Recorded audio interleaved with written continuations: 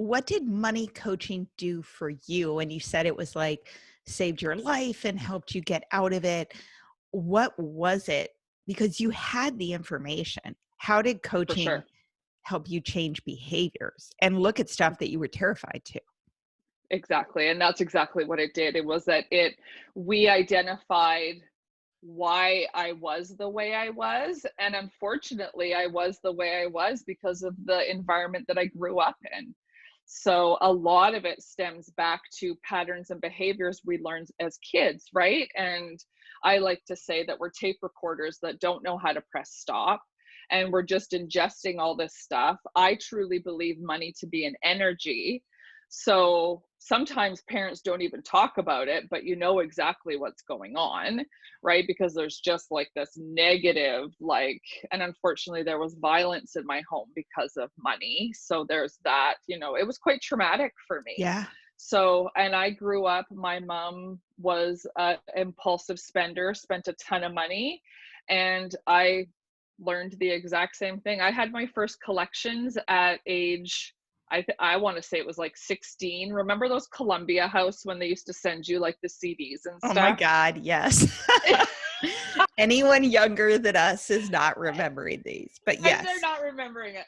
But you used to be able, it was like 10 CDs for like 1 cent, but then they would send you like a CD every month and then you would have to pay for it. I never paid for it. And then I went into collections at like age 16. But Yeah. like my parents never taught me. And that's the thing. We're never taught about money in some homes, right? If you were taught about money in your home, you are super lucky. Yeah.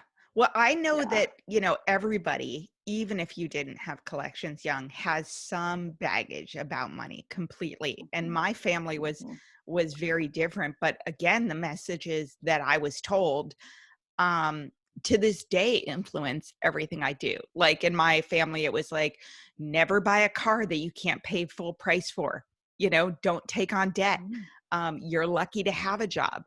you know, all and then that was my mom, super conservative. So I have this, I both spend money and I'm like squirreling away money everywhere because I have this idea that it is ultimate security should anything fall apart. So I Mhm. have like 16 different contingency um, squirrel nuts squirreled away, which is not Yeah. terribly efficient.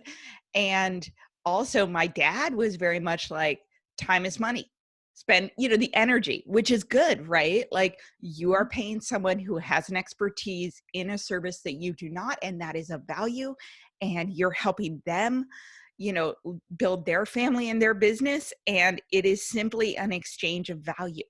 They need to pay their mortgage and you are not as good at them in this area. Not that you can't learn. My husband these days has taught me that I actually don't need to pay for everything that I don't know. Like he taught me how to like mud and spackle and drill holes and paint walls. It sounds so stupid, but like my dad never taught me that. So Right. it's completely different in some ways. But like if you have negative money stories Mhm. or examples, or we're not Mhm. taught various things, like I think money coaching is so valuable. But even with some of those lessons, for better or worse, like there's baggage there.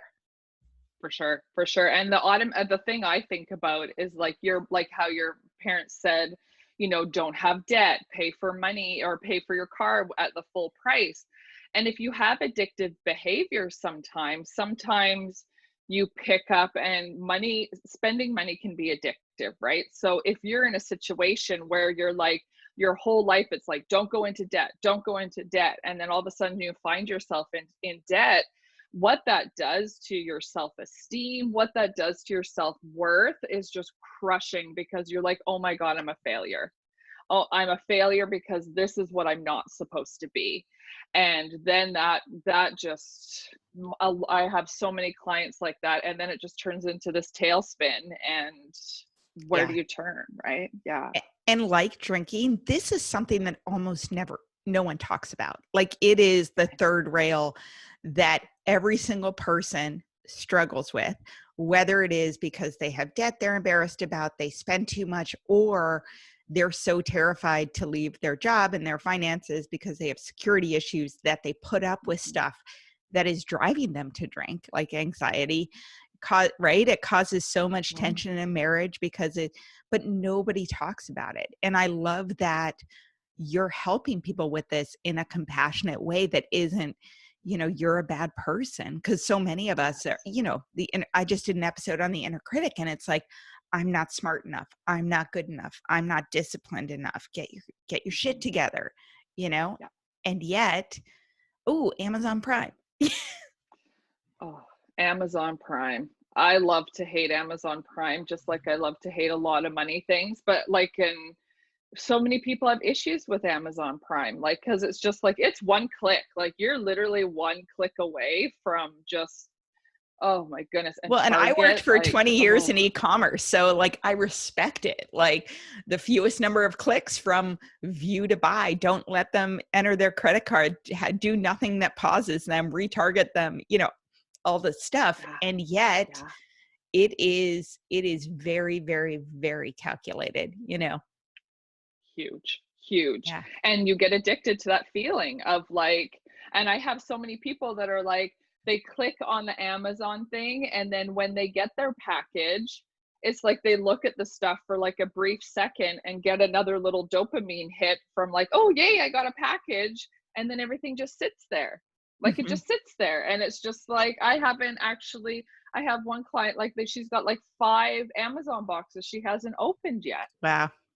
Yeah. And it's that she just that hit that you get, like, you literally get a dopamine hit to your brain when you're spending money. Oh, like, you didn't even know you needed it, and you're like, me, I have raspberries in my yard. Oh my God, I need a porcelain raspberry berry basket. I'm embarrassed to say this, right? It arrives and my raspberries are gone. Because of course they are. It's the end of the season. I'm like, well, I'll just put this away for next year. But we are getting totally off topic, and I apologize for that. So talk to me about your work and your coaching and how it helped you.